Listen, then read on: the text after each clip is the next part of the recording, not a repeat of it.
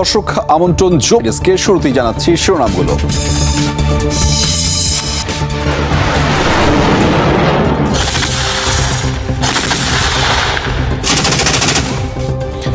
ইউক্রেনের জ্বালানি অবকাঠামো এবং সামরিক অবস্থানে রুশ তাণ্ডব, ৫ শতাধিক ড্রোন ও ক্ষেপণাস্ত্র হামলা, নিহত অন্তত ৭। সংবিধানের সংশোধনীকে ঘিরে পাকিস্তানের তোলপাড়, ক্ষমতা আরও বাড়াবে সেনা কর্মকর্তাদের, মিলবে ফৌজদারি মামলা দেখে দায় মুক্তি, দেয়া হবে আজীবন সাংবিধানিক সুরক্ষা। গাজায় মানবতা বিরোধী অপরাধের জেরে মার্কিন তরুণদের সমর্থন হারাচ্ছে ইসরায়েল। গবেষণা সংস্থার জরিপ বলছে তেল আবিবকে সামরিক সহায়তার বিরুদ্ধে ৬০% মার্কিনি।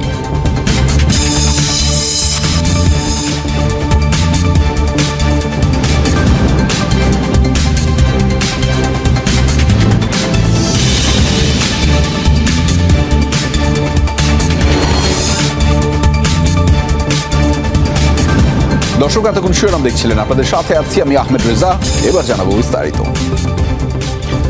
ইউক্রেনের জ্বালানি অবকাঠামো এবং সামরিক অবস্থান লক্ষ্য করে ব্যাপক হামলা চালিয়েছে রুশ বাহিনী। শনিবার 450 ড্রোন এবং অর্ধশত ক্ষেপণাস্ত্র ছোড়া হয় ইউক্রেনের বিভিন্ন স্থানে।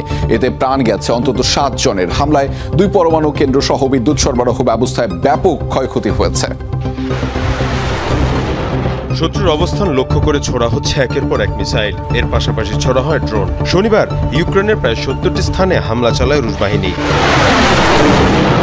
মস্কো বলছে মূলত ইউক্রেনের বিদ্যুৎ সরবরাহ ব্যবস্থা এবং সামরিক বাহিনীর বিভিন্ন স্থাপনা ছিল এই হামলার প্রধান লক্ষ্য। সাম্প্রতিক সময়ের মধ্যে এটি সবচেয়ে বড় হামলা। রাইন এবং খেলতিনস্কির 2টি পরমাণু কেন্দ্র লক্ষ্য করে চালানো হয় হামলা। এর পাশাপাশি পোলতাভা এবং খার্কিভের বিদ্যুৎ কেন্দ্রে মিসাইল ছোড়া হয়। হামলা চালানো হয় ইউক্রেনের গ্যাস সরবরাহ কেন্দ্রেও। দেশটির জ্বালানি সরবরাহ প্রতিষ্ঠান নাফতোগেজ বলছে গেল 1 মাসের মধ্যে এটি 9ম হামলা। এটা ভয়াবহ হামলা। অর্ধশত ক্ষেপণাস্ত্র ছুড়েছে তারা, এর মধ্যে অর্ধেকই ব্যালিস্টিক মিসাইল। আমাদের বিদ্যুৎ অবকাঠামোয় ব্যাপক ক্ষতি হয়েছে। রাশিয়ার এই বাড়াবাড়ির কারণ হলো তাদের উপর পর্যাপ্ত আন্তর্জাতিক চাপ নেই। পুতিনের উদ্দেশ্যই হলো ইউক্রেন এবং এর জনগণকে ধ্বংস করা। সম্প্রতি রাশিয়ার বিভিন্ন সামরিক অবস্থানে এফপিভি ড্রোন হামলা জোরদার করেছে ইউক্রেন। কিয়েভের দাবি শুধু অক্টোবর মাসেই 25,000 রুশ সেনা নিহত হয়েছে। মীর মুশফিকা হাসান, যমুনা নিউজ। আলোচনায় পাকিস্তানের সংবিধানের 27তম সংশোধনী অনুমোদন পেলে তৈরি হবে প্রতিরক্ষা বাহিনীর প্রধানের পদ। আজীবন সাংবিধানিক সুরক্ষা দেওয়া হবে শীর্ষ সামরিক কর্মকর্তাদের। পাশাপাশি দায়িত্বে থাকাকালীন যে কোনো ফৌজদারি মামলা থেকে দায় মুক্তি পাবেন সরকার প্রধান। এছাড়া একাধিক সংস্কারের প্রস্তাব করা হয়েছে বিচার বিভাগে। শনিবার পার্লামেন্টের উচ্চ কক্ষে উপস্থাপন করা হয় সংবিধান সংস্কারের খসড়া প্রস্তাব। মে মাসের ভারত পাকিস্তান সংঘাত শেষে ফিল্ড মার্শাল উপাধি দেওয়া হয়েছিল পাকিস্তানের সেনাপ্রধান আসিম মুনিরকে। এবার এই চিফ অব আর্মি স্টাফকে সাংবিধানিকভাবে প্রতিরক্ষা বাহিনীর প্রধান করার তোড়জোড় শুরু করেছে শেহবাজ শরীফের সরকার।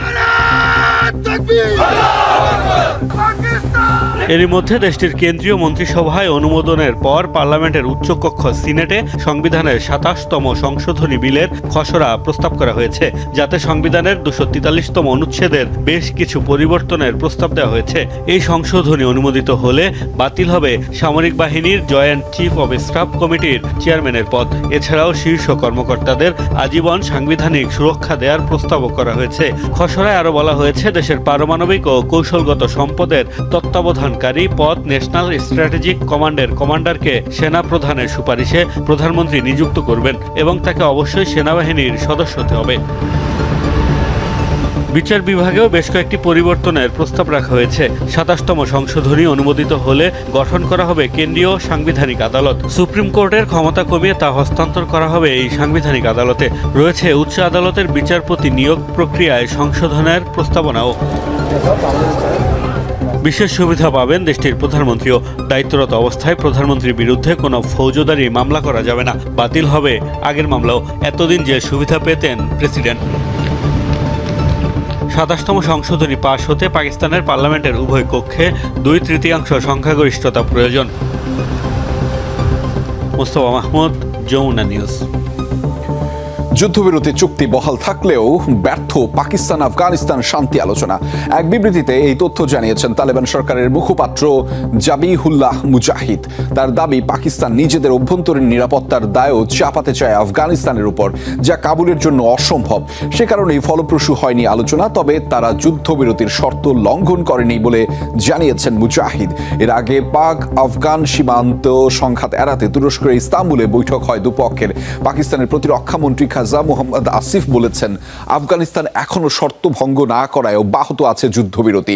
গত অক্টোবরে দোহায় যুদ্ধবিরতি চুক্তি স্বাক্ষর করে দেশ দুটি।